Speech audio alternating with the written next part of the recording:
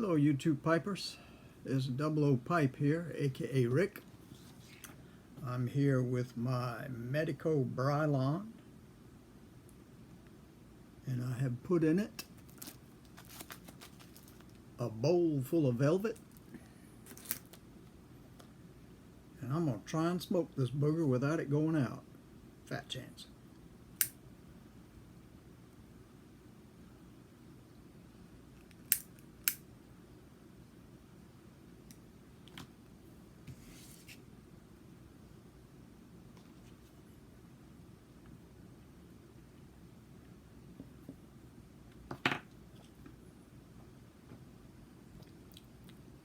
Not bad.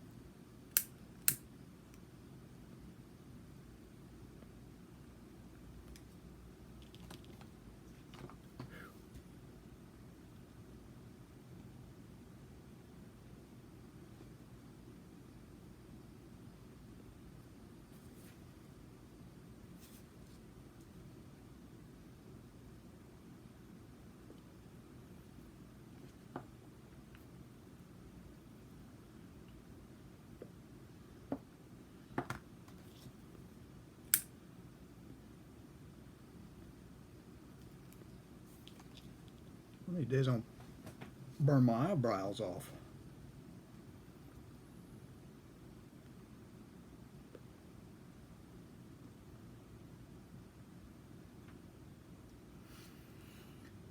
Well, it's about 3:30 here. Hot as it can be out there. We had some rain last night.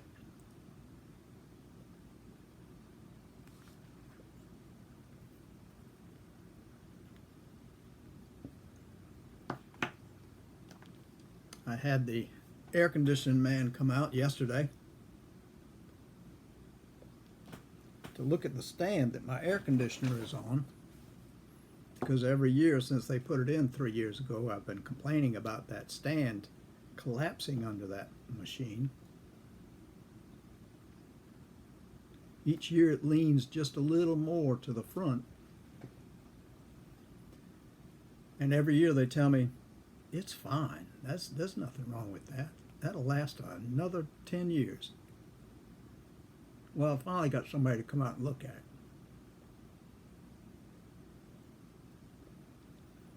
And he said, yeah, we can replace that. I said, can you do something about the portion where it's standing on those legs? Because the rain is washing it away, and I'm afraid that's part of the problem. And he said, yeah, we're going to put concrete there and put the legs down in the concrete. I said, I know that's going to cost a lot, so how much am I going to be looking to pay? And he said, you're not going to pay anything. We should have put this there when they first installed this unit. You should have had you should have had a new stand put under it. But they just used the one you've had for years. I said, are you serious? It's not going to cost me anything? He said, no, that's our fault.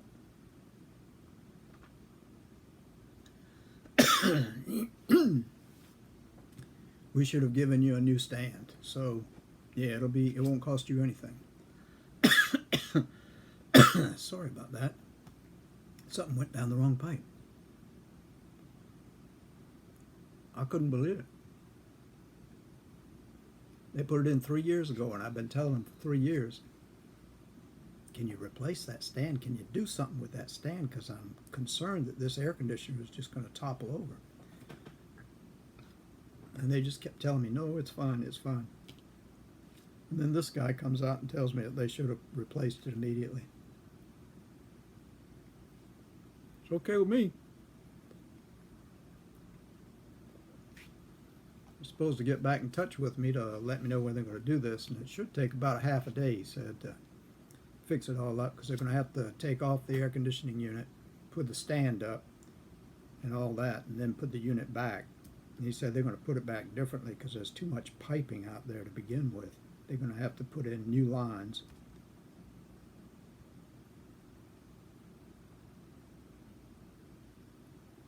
Ain't that something? I can't believe it.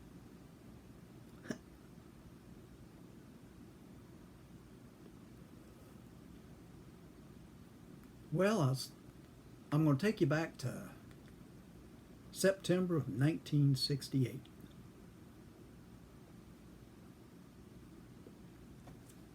Early in the morning, and I'm sleeping heavy, sleeping heavy. And I hear something go, kabam, thud, thud. And I start to wake up and say, what am I dreaming? And then I hear it again, kabam, thud, thud.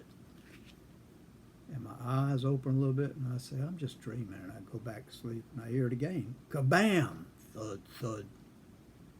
So I opened up my eyes and looked where the noise was coming from. I was in a barracks. I had forgotten I was in a barracks because we were exhausted when we lay down to go to sleep. And now this noise is waking us all up.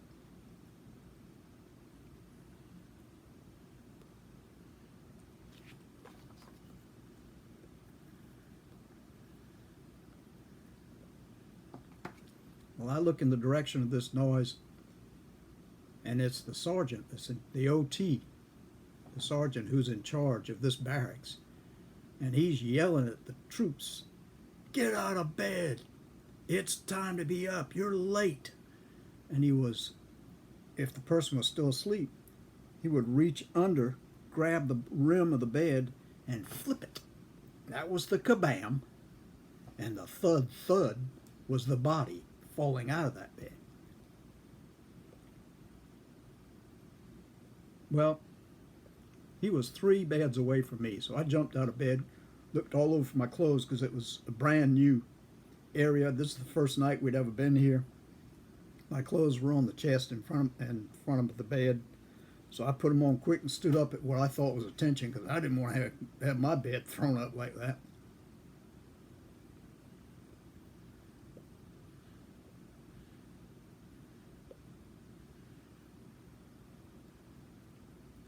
And still, some of the guys were sleeping. 3 more beds, 1 more, kabam, thud, thud. And then the 2 beside me decided they'd get up in a hurry, so they jumped up and got dressed and stood in front of their bunk too. And the sergeant started yelling, all right, you sissies, get up off of that floor and get dressed. We got things to do this morning. He was a little nicer than that. I mean, he wasn't, I take that back. He wasn't that nice, is what I meant. The words he was using, sissies wasn't in them.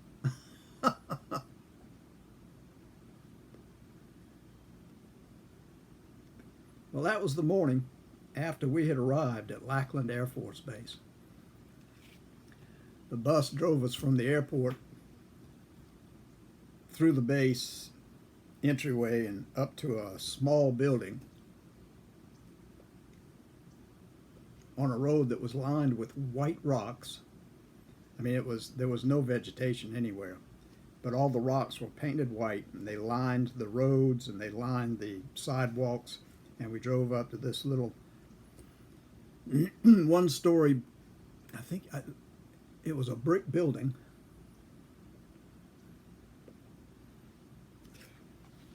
And bus driver said, all right, boys, we're here. This is where you're going. I'm letting you out here. It was about 11:30 that night when we finally got off the bus. Everybody was tired, and we all just took our time climbing out of the bus, holding on to our suitcases with our clothes in it. This little guy, about 5'7", a little taller than me, but still he was a little guy compared to people I've seen in my life. Dressed in his tan, crisp uniform with one of those Smokey the Bear hats angled in front.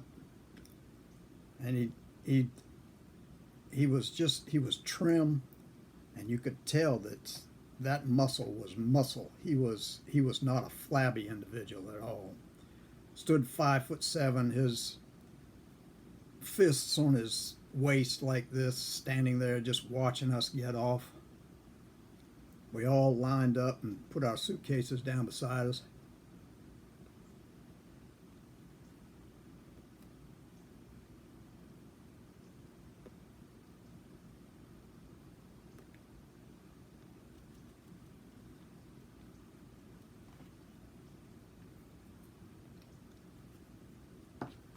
And he looked to make sure the last person had gotten off the bus, and he said, "All right, line up, stand up straight, you slackers."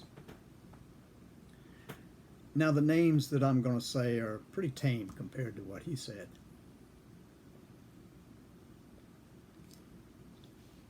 But essentially, he said to us, "All right, you slackers, you're in the Air Force now. You can forget your mommies. You can forget your mommy's cookies. You can forget your mommy's loving hand tucking you in at night. Because Uncle Sam owns you. You understand? And for the next, 6 weeks? For the next 6 weeks, you're going to be in basic training. And if you don't make it, we will kick you to the curb, and Uncle Sam will grab you up, put you in his army, give you a gun, and send you straight to Vietnam. Are you listening to me, you slackers?" The word Vietnam got a lot of our attention. See, we fooled Uncle Sam. Instead of being drafted for 2 years and going in the Army, we enlisted for 4 and went in the Air Force.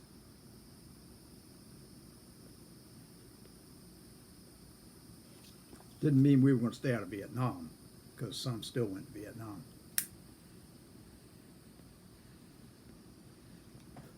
But it was a different story for the Air Force, somewhat. So anyway, that got our attention. We all kind of stood up a little taller.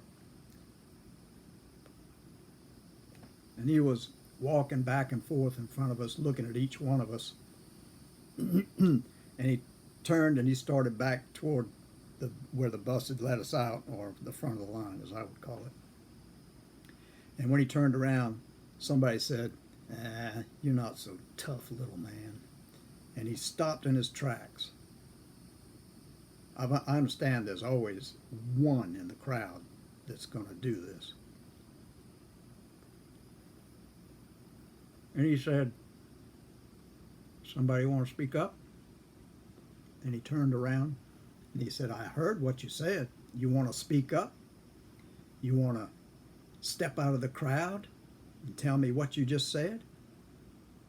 Nobody said a thing.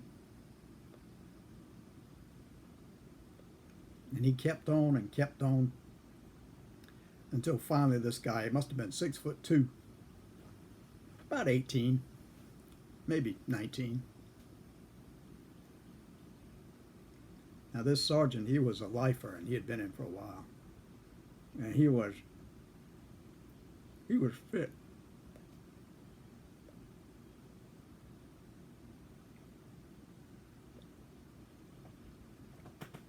And he said, "Okay, son, what you got to say for yourself?" And the guy said, "You're not so tough. I can take you right on." He said, "Well, come on, let's do this." And the boy walked over there, and you could see he's confident. He was flexing his muscles. And he stepped up and he raised his hand back. And the sergeant just gave him an uppercut. And he fell down into a pile at his feet.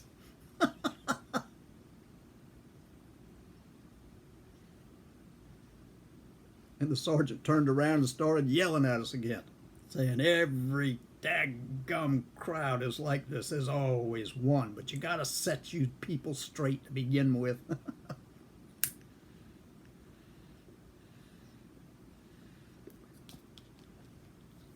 He said, you belong to Uncle Sam, and that's all there is to it. You better get used to it and just do your best for your uncle."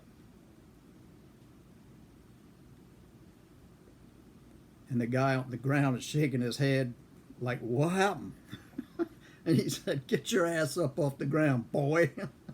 Get back in line. We got things to do." He said, "Now this is where you're going to have your meal.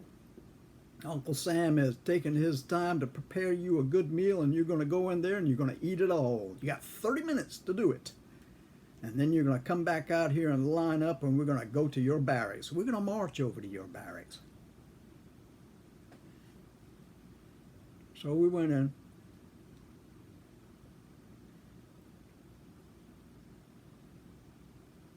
We ate our meal. We went back outside, grabbed our luggage, and he told us to get in line, 2 by 2.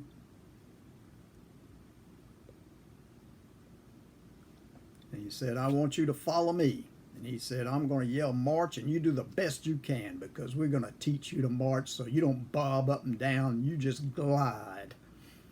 So anyway, we bobbed up and down all the way to the barracks. And we went up to the barracks, and we had a lot of paperwork we had to do. So we were doing paperwork and filling out forms and all kinds of things.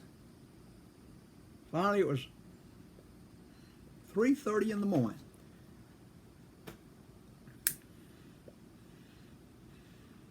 And he assigned us our bunks. And he said, you better get in there and go to sleep, because we're going to be up at 5:30. 2 hours sleep. We were supposed to get up at 5:30. We were all exhausted. I'm sure the 6'2" guy was exhausted. Well, the sergeant said, I'm cutting off the light. You men go to sleep and get up at 5:30. When you hear that bugle out there, you better have your asses out of bed. Well, when that light went out, I was zonked. And the next thing I know, kabam! Thud, thud was the next thing I heard. That's why I was so sleepy and drugged out of my mind practically. But once I realized what was happening, I jumped out of that bed, because I knew that sergeant meant business. And I don't care how much the guy weighed in that bed. That bed went up in the air and slammed down on its side. Kabam! And no matter how tight his bedclothes were, that guy hit the floor. Thud, thud. And that was cement. Linoleum covered cement. So that was a hard, hard floor.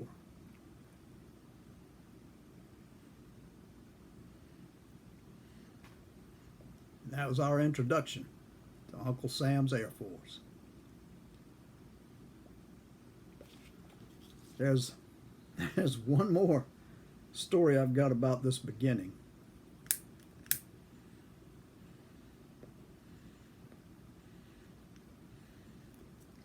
And that's what they call the Green Monster. On Lackland Air Force Base.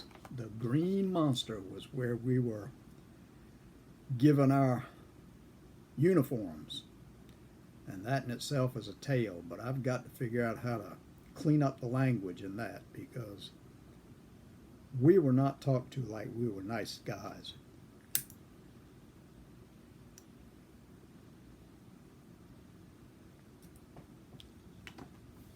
We were called every name in the book.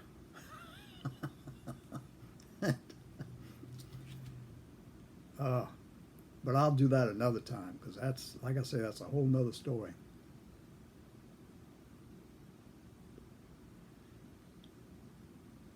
But this was the introduction that I got, and all my fellow bunkmates got that particular day in September of 1968. It was just 24 hours prior to this that I had left the girl that I had planned to marry. And we said goodbye, and we shed our tears at goodbye. Little did we know that it was goodbye for good. Because we had dated for 2 years, and our plans had a future. But things changed.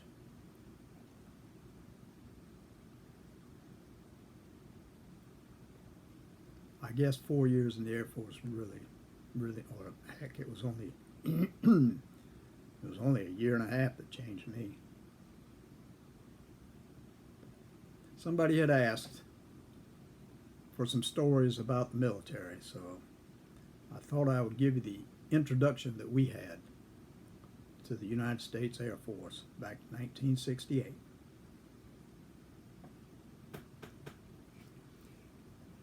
Okay, that's about it for me. I hope everybody's doing okay. Everybody take care. God bless until the next time.